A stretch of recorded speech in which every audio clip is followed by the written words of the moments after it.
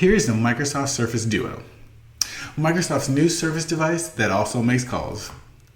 Microsoft says this is a productivity device so you can get all your work done on the go. I've been using the Microsoft Surface Duo since launch day as my daily driver, and I gotta say I'm extremely impressed with this hardware. Microsoft outdid themselves, and that hinge is almost perfection. With all that said, let's dive into the review.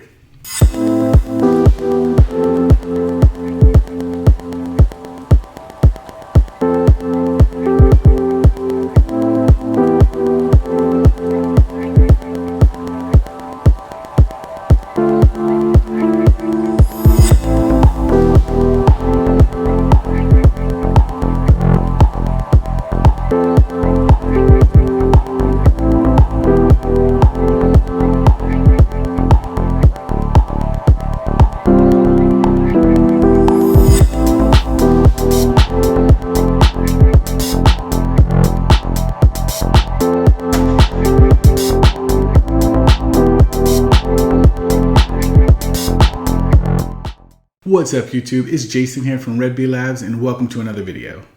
If you're new to the channel and want to see more content like this, click the subscribe button and the notification bell so you don't miss out on any new content I release.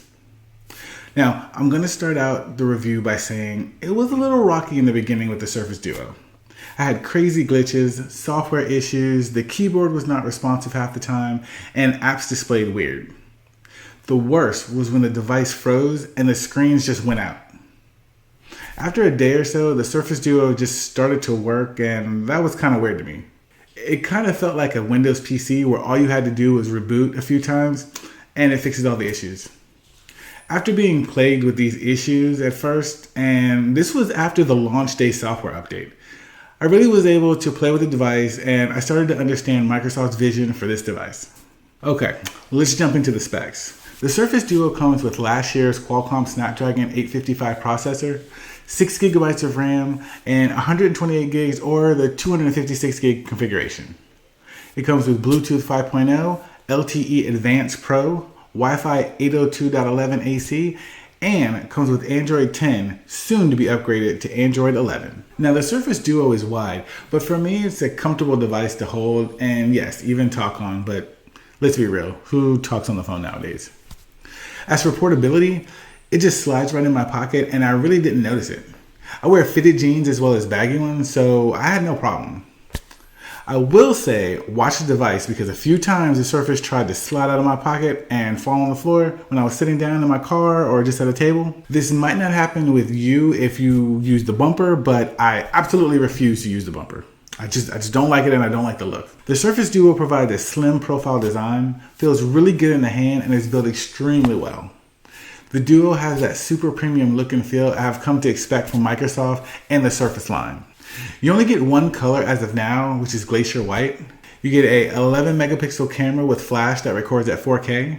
You have a USB-C port on the bottom for charging data and video out, a volume rocker on the right side, a power button on the right side, as well as a lightning fast fingerprint scanner also on the right side. You get dual mics, a mono speaker with noise suppression and echo cancellation, a dual battery setup equipped with 3,577 milliamps. You have a dual 5.6 inch OLED pixel sense display that works independently of each other, a 360 degree hinge, which I will say is amazing. You have that Corning Gorilla Glass on the front and back. The Duo has no water resistant rating, so be careful out there, my friends. It is only 4.8 millimeters thin while open and 9.6 millimeters thin when folded. All this weighing in at 250 grams and starting at $13.99. Now to get to the camera, you can click the camera icon or just double click the power button. Once the camera opens, you can flip to the device to either the selfie mode or the regular picture mode. What's cool is if you are in the selfie mode and you just flip the Surface over, boom, the camera switches with you. The camera can record slow-mo videos, regular videos at 1080p at 30 frames per second, 1080p at 60 frames per second, and 4K video at 60 frames per second. You can take photos in portrait and panoramic mode. Now, the camera's not the best, which I will get into later, but it it's pretty decent. One thing I really like about the Surface Duo is the Surface Pin support. I took the slim pin out of the charging cradle and tapped the screen and boom, it just automatically was paired. I didn't have to do anything else, it just worked. Now, you can navigate the UI with the pen and of course draw and take notes. I'm nowhere near an artist, so I took notes in OneNote and the Surface Slim Pen just feels amazing and there's very low latency. One thing to note, all Surface pens will work on the Surface Duo, which is pretty cool to Microsoft. The Surface Duo can be placed in different positions or postures as Microsoft calls them. First we have the book mode. In this posture you can just hold the Duo in both hands like a book and maybe read a little or use both screens to consume all your content. Second, we have dual landscape mode. In this posture you can have two screens, one on the top and one on the bottom to consume all of your content. Third, we have the single screen mode, and in this posture you would swing one of the screens to the back of the other to maybe talk on the phone or just focus on one app. A quick tip for this posture is if you want to use the other screen, which is now turned off to save battery life and to prevent accidental touches, you just double click the screen and then that screen becomes the active one. Simple as that. Fourth, we have the tent mode. In this posture, you can consume media easily while not having to hold the device or prop it up at all. This is one of my favorite postures actually. And last but not least, we have the fifth posture, that is compose mode. And in this posture, you have, for example, your email on the top screen and a keyboard on the bottom screen, and you can compose or reply to that email. This is very useful and gives me that nostalgic feeling, kind of like a throwback to the old T-Mobile Sidekick. Okay, so Surface Duo states 5.5 hours of battery life for local video playback, 10 hours of battery life for standby, and 27 hours of battery life for talk time. In my experience, I was getting around 5 hours of battery life before I had to charge it, and I was listening to music, streaming movies, watching YouTube videos, messaging friends, somewhat talking on the phone, and using the Google Assistant. Now, this isn't the greatest battery life, but as long as I got a charger around, I should be good to go. Now, I am nowhere near a gamer, but I dabble. I played a few Google Play games on the device, and the gameplay was smooth and enjoyable.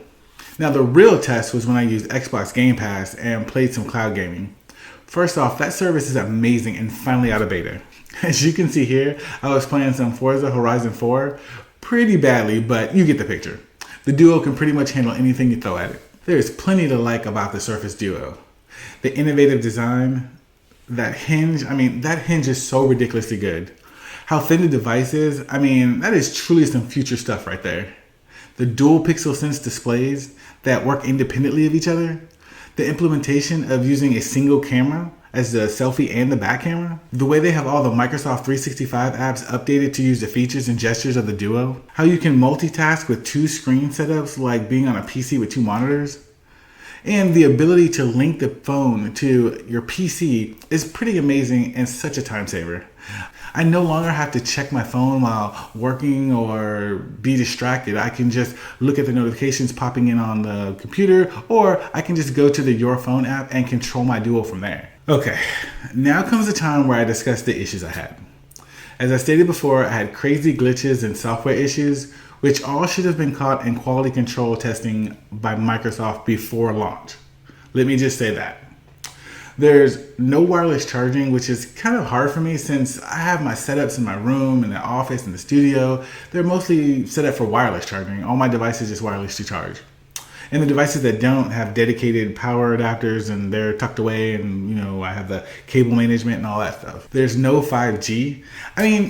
Don't get me wrong. I know 5G is a gimmick right now, but for $1,500, it would have been nice to have it added. So I know that the device is kind of like future-proofed.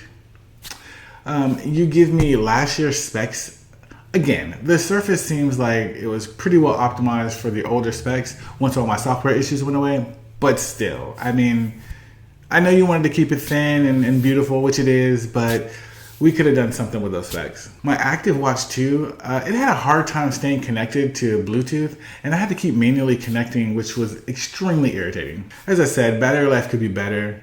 There's no tap to wake on the screen, which, again, that's kind of irritating. The camera is kind of trash. I know you can use it for team calls and scanning documents, but let's all be honest. Even Microsoft is pretty much saying that, it's trash. The last thing is the way I feel like this device was just a prototype for us to test and not quite a finished product. I know it's a first-gen device, but we all have to stop making excuses for these companies who release half-baked devices. They know what they're doing, and they know we're going to be there to defend their actions.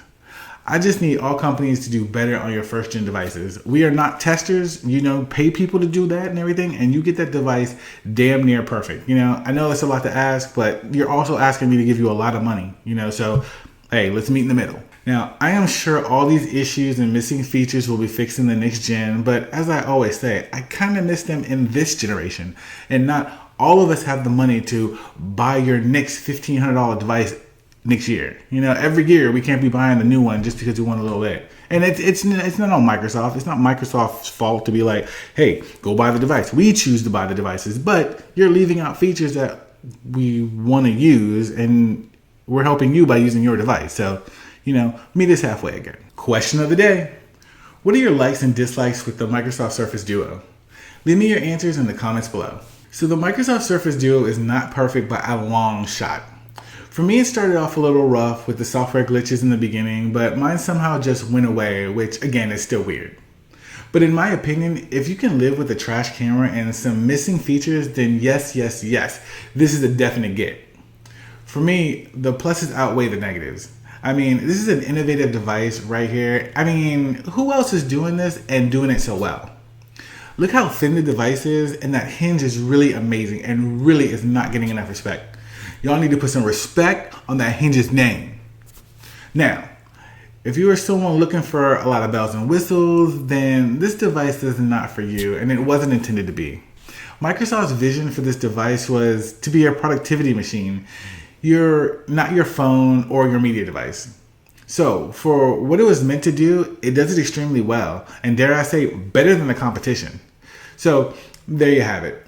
I think next year's model will come with some significant upgrades and will blow us all away with a more mature software experience and some new bells and whistles. I will have some links in the description below so you can pick up the Microsoft Surface Duo and experience it for yourself. That's it for me. If you found value in this video, smash that like button and click the subscribe button and the notification bell so you don't miss out on any new content I release. As always, thanks for watching, and I'll catch you in the next one.